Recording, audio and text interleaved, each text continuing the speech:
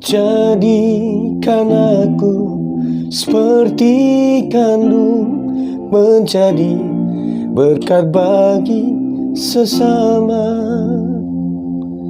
Bangkitkan seperti Engkau bangkit, menuju kemuliaan besar.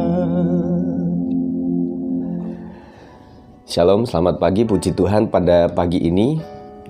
Sebelum kita ibadah di rumah merayakan Paskah, saya berbagi tentang sebuah renungan tentang gandum dan lalang. Seperti sepenggal nyanyian yang saya nyanyikan tadi, supaya kita bertumbuh menjadi gandum untuk menjadi berkat. Pembacaan dalam Matius 13 ayat 26 sampai 30. Ketika gandum itu tumbuh dan mulai berbulir, nampak jugalah lalang itu.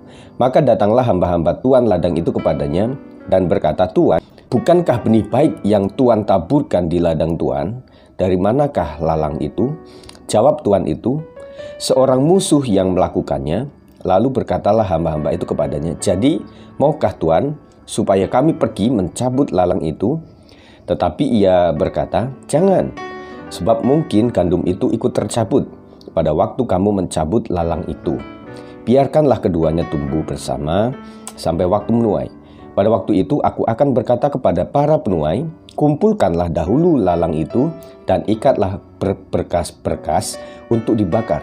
Kemudian kumpulkanlah gandum itu ke dalam lumbungku." Di dalam kehidupan kita ini selalu ada yang jahat dan yang baik. Ini selalu beriringan. Ketika ada sebuah kebaikan-kebaikan, pasti selalu ada kejahatan. Ketika ada pergerakan orang-orang yang baik, pasti ada pergerakan orang-orang yang jahat.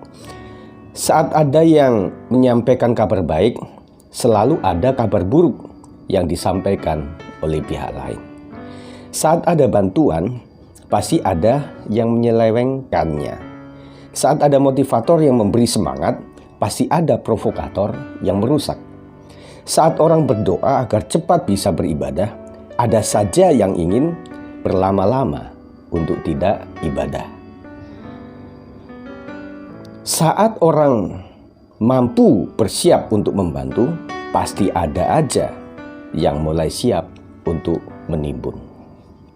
Kita berkata seperti murid-murid, bisakah itu dihentikan? Bisakah itu langsung di-split, kemudian kelompok-kelompok yang seperti ini langsung dihukum aja sama Tuhan, atau dihukum aja sama alam? Seperti murid-murid mengatakan, cabutlah itu lalang. Tetapi Tuhan berkata apa? Jangan, sebab mungkin gandum itu ikut tercabut pada waktu kamu mencabut lalang itu. Jadi firman ini menggambarkan bahwa di suatu saat tertentu memang tidak bisa namanya jahat dan baik itu dipisahkan begitu, selalu beriringan. Dan kita juga merasa bahwa kita sering hidup di tengah-tengah orang yang bengkok hatinya. Nah, tetapi kita bersyukur bahwa Tuhan memberikan kemuliaan kepada kita, suatu tugas. Kalau kamu sebagai orang yang tidak bengkok hati dan ada di antara orang-orang yang bengkok hati, berarti kamu memiliki tugas untuk meluruskan. Puji Tuhan, kita melayani di tempat yang seperti ini. Nah, saudara, apakah bisa dihentikan seketika? Di dalam perumpamaan tadi, jawab tuan itu, seorang musuh yang melakukannya. Lalu berkatalah hamba-hamba itu kepadanya, "Jadi maukah Tuan supaya kami pergi mencabut lalang itu?" Tetapi ia berkata, "Jangan, sebab mungkin gandum itu ikut tercabut pada waktu kamu mencabut lalang itu." Nah, saudara, jadi tidak bisa kita melakukan seperti yang kita mau.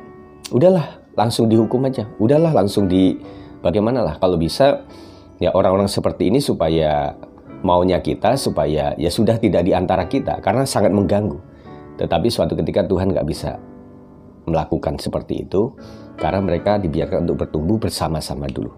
Tapi kapan dong? Kita kan sudah nggak rela lah melihat orang-orang seperti itu tetap ada dan mengganggu kelompok orang-orang yang begitu tulus dan baik. Tetapi dalam Wahyu 20 ayat 13 dikatakan, "Maka laut menyerahkan orang-orang mati yang ada di dalamnya, dan maut dan kerajaan maut menyerahkan orang-orang mati yang ada di dalamnya, dan mereka dihakimi masing-masing menurut perbuatannya." Di dalam ayat tadi mengatakan, biarkanlah keduanya tumbuh bersama sampai waktu menuai. Pada waktu itu, aku akan berkata kepada para penuai, kumpulkanlah dahulu lalang itu dan ikatlah berberkas-berkas untuk dibakar. Kemudian kumpulkanlah gandum itu ke dalam lumbungku. Selalu ada waktunya. Nah, sekarang pilihan kita adalah harus menjadi kelompok gandum, kelompok yang baik. Meskipun kadang-kadang teraniaya oleh sikap perilaku para kelompok lalang-lalang ini, saudara. Tetapi perhatikanlah bahwa kebaikan tidak akan pernah berbuah yang lain. Kebaikan pasti berbuahkan sebuah kebaikan. Dikatakan bahwa kelompok lalang akan dibakar, tetapi kelompok gandum akan dikumpulkan, dimasukkan dalam lumbung. Artinya, orang pilihan tetap menjadi orang pilihan Tuhan. Sekarang adalah masa diuji.